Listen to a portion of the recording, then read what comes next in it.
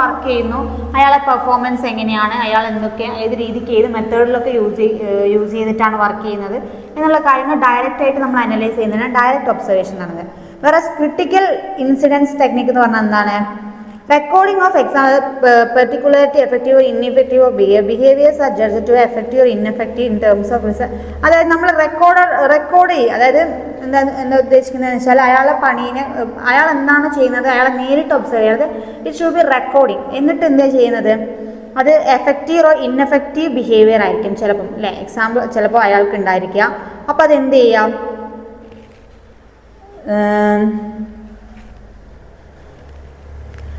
Accurate recording of past observation is more difficult than recording the behaviour. അതായത് അയാളുടെ അത് record ചെയ്തിട്ട് അയാളുടെ പാസ്റ്റ് ബിഹേവിയറും അയാൾ ഇപ്പോൾ എന്താണെന്നുള്ളത് നോക്കിയിട്ട് അതിനൊരു കമ്പാരിസൺ നടത്തുക. ഓക്കെ, എന്നിട്ട് അതെന്താണ് അയാൾക്ക് അത് എഫക്റ്റീവ് ആണോ ഇൻഎഫക്റ്റീവ് ആണോ എന്ന് ചെക്ക് ചെയ്യുന്ന രീതിക്കുള്ള അതിലൊരു ക്രിട്ടിക്കൽ അനലൈസിങ് നടത്തും. നമ്മൾ നേരിട്ടൊരു കാര്യം കണ്ടത് അപ്പം തന്നെ പറഞ്ഞു പോകുന്നതല്ല, അയാളെ കുറിച്ചൊരു അനലൈസിങ് നടത്തുക. പാസ്റ്റ് ബിഹേവിയർ, പ്രസന്റ് ബിഹേവിയർ എന്നെന്താ ചെയ്യുന്നത് എന്നതിനെ കുറിച്ചൊക്കെ ഒരു ക്രിട്ടിക്കൽ രീതിക്ക് തിങ്കിങ് നടത്തി അനലൈസ് ചെയ്യുന്നതിനാണ് നമ്മൾ രണ്ടാമത്തെ മെത്തേഡ് എന്ന് പറയുന്നത്. അപ്പോൾ ഒബ്സർവേഷൻ മെത്തേഡിൽ രണ്ട് ടൈപ്പാണ്, direct observation and critical observation. Then രണ്ടാമത്തെ മെത്തേഡാണ് job analysis. First method observation method പറഞ്ഞു. രണ്ടാമത്തെ മെത്തേഡാണ് നമ്മൾ പറയുന്നത് interview.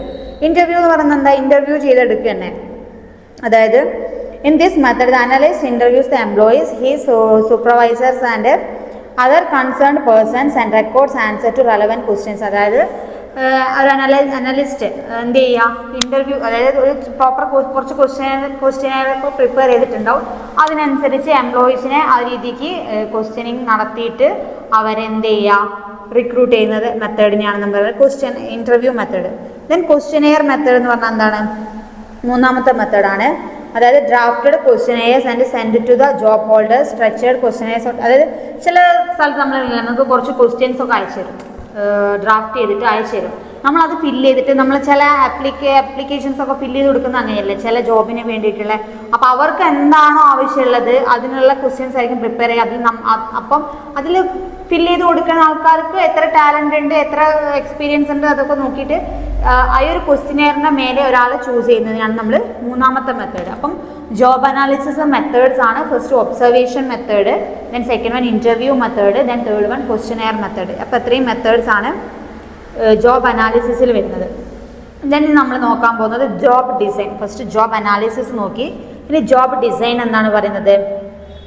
Job design is the next step to job analysis. ഇത് ഓരോരോ സ്റ്റെപ്പാണ് കേട്ടോ. നമ്മൾ പറയുന്ന ഹ്യൂമൻ റിസോഴ്സ് മാനേജ്മെൻറ്റിൻ്റെ ഫസ്റ്റ് ജോബ് അനലൈസ് ചെയ്യുക, then second one job design. Job ഡിസൈനിൻ്റെ നെക്സ്റ്റ് സ്റ്റെപ്പാണ് ജോബ് അനാലിസിസിൻ്റെ നെക്സ്റ്റ് സ്റ്റെപ്പാണ് ജോബ് ഡിസൈൻ എന്ന് പറയുന്നത്.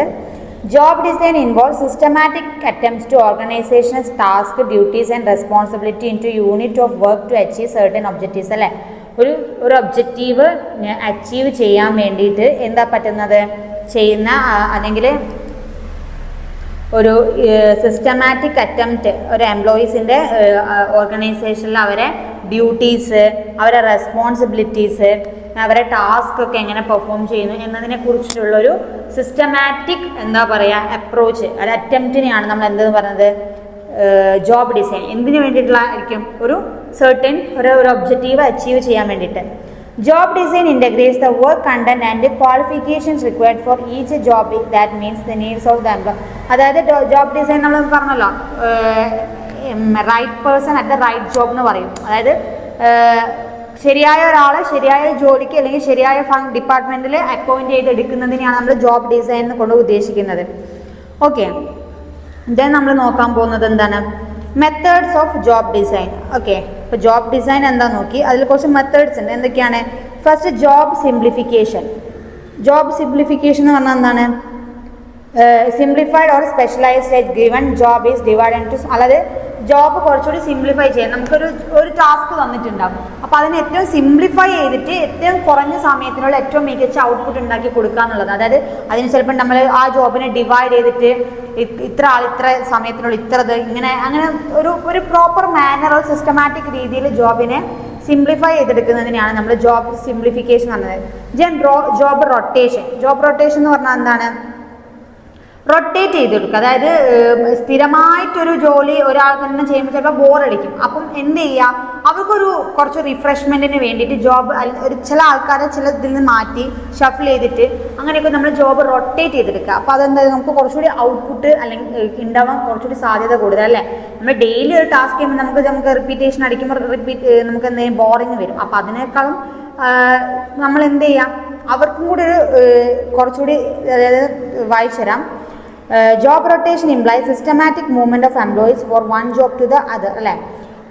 ഒരു ജോലി വേറൊരു ജോലിയിലേക്ക് മൊത്തത്തിൽ ജോലി ഷിഫ്റ്റ് ചെയ്യല്ല, ഓരോ എംപ്ലോയീസിന് ഓരോ ഡിപ്പാർട്ട്മെൻറ്റിൽ തന്നെ ഷഫിൾ ചെയ്തിട്ട് ഒരു ജോബ് റൊട്ടേഷൻ രീതി കൊണ്ടുവരിക എന്നാണ് പറയുന്നത്. അപ്പം എന്ത് പറ്റും, അവർക്കൊരു കുറച്ചുകൂടി ഓപ്പർച്യൂണിറ്റീസ് കിട്ടുന്നു, ഡിഫറെൻറ്റ് ജോബ്സ് പെർഫോം ചെയ്യാനുള്ളൊരു സ്കില്ല് അവർക്ക് ഉണ്ടാവുന്നു. ഒരു ഹ്യൂമൻ ബീങ്സിന് അല്ലെങ്കിൽ ഒരു എംപ്ലോയിനെ സംബന്ധിച്ച് അവർക്കത് ഇമ്പ്രൂവ് ചെയ്യാനായിട്ട് കഴിയുന്നു. Then third one job enlargement.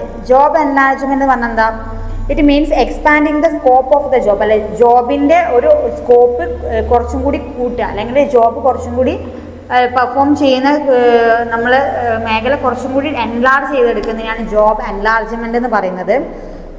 അതായത് many task and duties are aggregated assist single job അല്ലെ. ഒരു ജോലിക്ക് എന്താ പറയുക, ധാരാളം ടാസ്ക്, ഒരുപാട് ടാസ്കും ഒരുപാട് ഇതും കൊടുക്കാണ്ട് എന്ത് ചെയ്യാം, എംപ്ലോയീസിന് അവരെ കൺവീനിയൻസ് എന്ന് മീൻസ് അങ്ങനെയല്ല, നമ്മളെ ജോബ് കുറച്ചുകൂടി സിംപ്ലിഫൈ ചെയ്തിട്ട് ഒരുപാട് ടാസ്ക് ഉണ്ട് എന്ന് തോന്നിപ്പിക്കാതിരുന്ന ടാസ്ക് ഉണ്ടായി കുറച്ചുകൂടി എൻലാർജ് ചെയ്തിട്ട് ബിസിനസ്സിൻ്റെ ഗ്രോത്തിനെ കൊണ്ടുവരുന്നതിനാണ് നമ്മൾ ജോബ് എൻലാർജ്മെൻറ്റ് എന്ന് പറയുന്നത്.